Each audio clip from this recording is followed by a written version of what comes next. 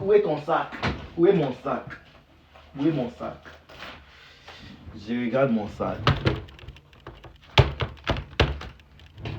J'ouvre, j'ouvre mon sac, mon laptop, mon ordinateur. Ouais.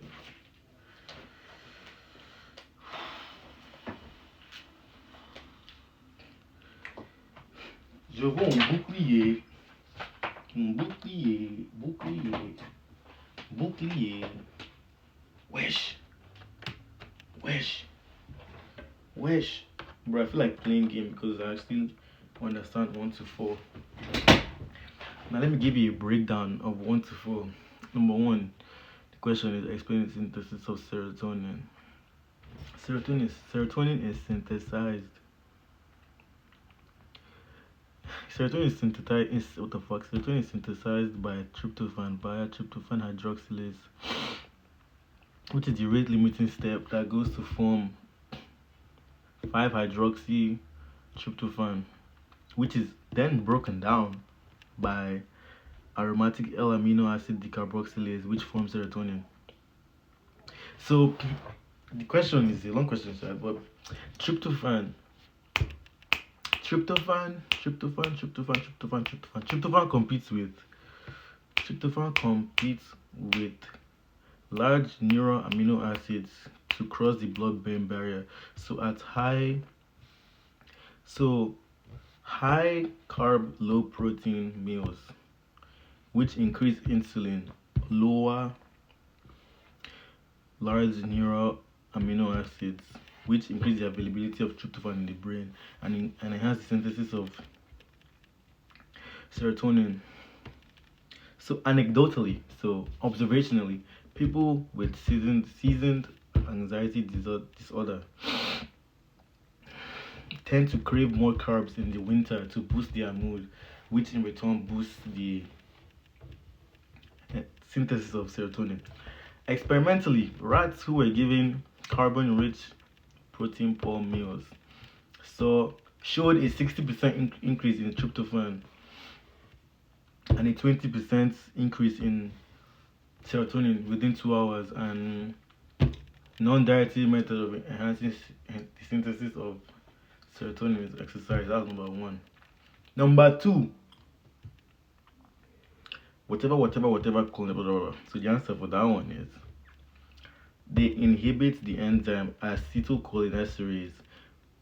Cool. And this acetylcholinesterase is normally breaks down to form acetylcholine. If I saw the whole question, I know what comes next, but it's not in my brain. So when this is inhibited, acetylcholine accumulates and binds to nicotinic acetylcholine receptors that allow the flow of sodium into the muscle cell, which increases intracellular sodium concentration. These receptors are ionotropic.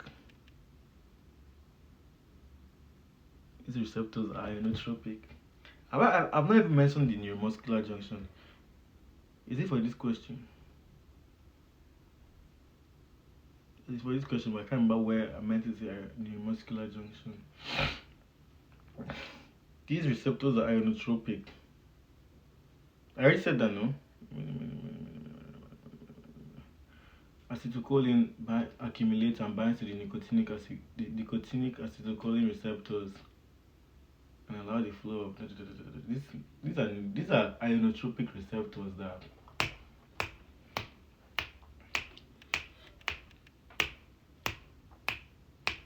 these are ionotropic receptors that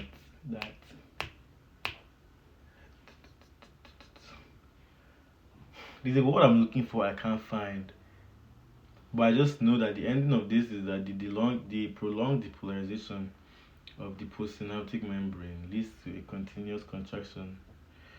This is a continuous muscle contraction that leads to paralysis. There's a word that I'm looking for that I cannot remember.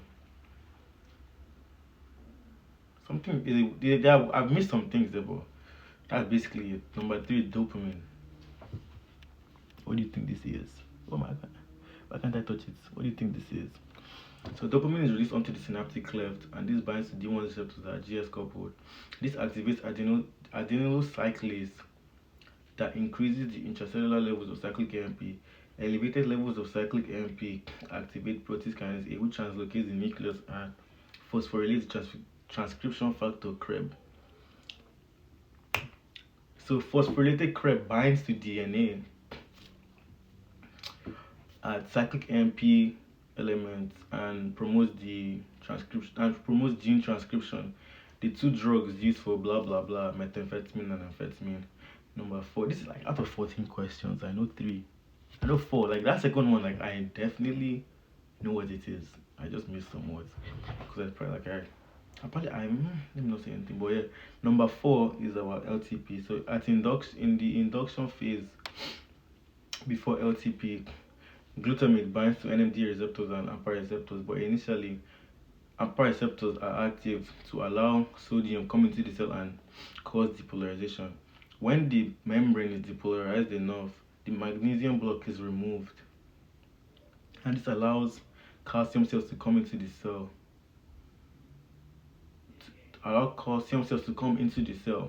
This influx of calcium stimulates, I don't think that's the word there, but this influx of calcium stimulates signal pathways that initiate LTP, that's long-term potentiation. Then the expression phase is what I cannot get into my head, but I just know that during the expression phase, the product of the induction phase leads to a strengthening of the synapse, and NMDA is not used, but in the expression phase rather.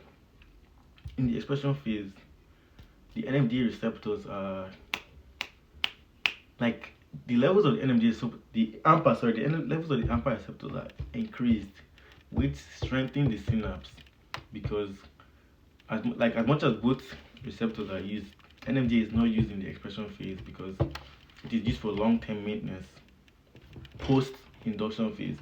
So I kind of get that one. Then for number 6 is basically the induction phase and the reason why GABA interferes with XYZ. And we're gonna figure all this out because time is key, and as long as I continuous, we're gonna get there. And what else besides that? Yeah.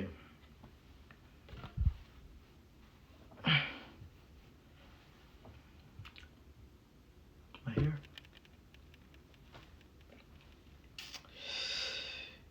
It's not terrible. Like it's not terrible. Like I'm just covering because of the ugly face. Nothing else. Like.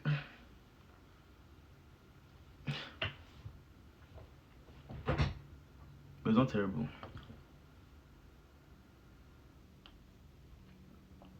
But on that note, we started today, and all my days I've been badly lost. But that's the story for another day.